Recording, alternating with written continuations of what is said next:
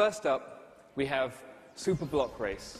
This is a super simple dexterity minigame, and it stars our Sackboys racing to match the falling blocks by pressing the X and O face buttons. Using direct control, you can create any mapping from the 6-axis controller to the gameplay.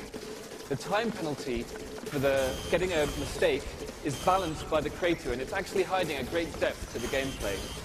It was a great way to create a simple piece of gameplay mechanic with just a few physical tools that you'll be familiar if you've ever used Pop-It in LittleBigPlanet 1. With the new competitive scoring, each player gets their own score, which can be set by the creator, and at the end of the level here in 2 seconds, you get presented with a neat map so that the winner can celebrate in style. So next up, we have Crashy Crash. It's a kind of top-down sports sumo. And in this level, these guys are just trying to bump each other out of the ring. But what the creator's done here is add X and mapped it to give a boost, which adds an element of strategy. Again, it's a really simple game mechanic that was great fun to create using the physical tools.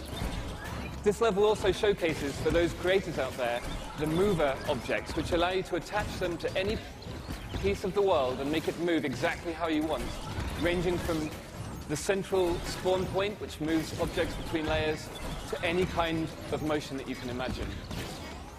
Once again, at the end of the level, you get a neat grid showing who did what to who and who's the ultimate winner. Lastly, I'd like to introduce you to the glorious chaos of multiplayer competitive action in this Rocket Arena level. This is actually the easiest one to build, simply placing objects in the world, setting gravity to low, and using a new character enhancement called the Creatonator.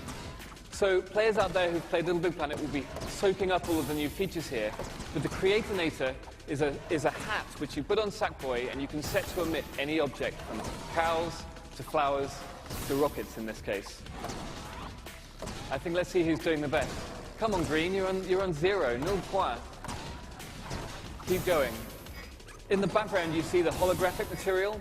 That's been used by many of our creators to create heads-up displays and things like that. In online, if you use a competitive mode, each PS3 gets its own camera, so it would be really easy to make a gigantic scrolling level in LittleBigPlanet 2. So, to wrap up, I'd just like to show you some footage of the kind of gameplay that you can expect in LittleBigPlanet 2. Because when we were creating these tools, really we wondered, what will the breadth be? We'll stay true to the platforming at the heart of LittleBigPlanet. So what we did was invite some of the top creators down to the Media Molecule offices, and we just gave them 24 hours to run wild with the new tools. We did not give them any tuition or any help. They'd seen nothing. And this is all unedited footage created in one night by some guys ranging from a kind of gallery shooter here. Sackboy is doing way more than just platforming.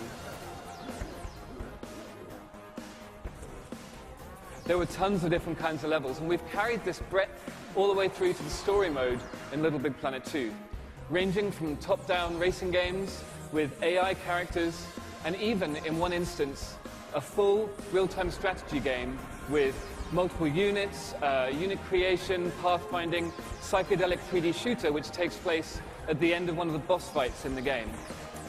What you just saw was an example of the breadth of the in-game tools, the things that we use at Media Molecule and which our fans and our creators use also, ranging from custom HUDs to all of those features in the RTS. It's super easy and it looks beautiful. With LittleBigPlanet 2, the breadth and the possibilities are endless. You can make any kind of game you can imagine. It's truly a platform for games. Thank you for your attention.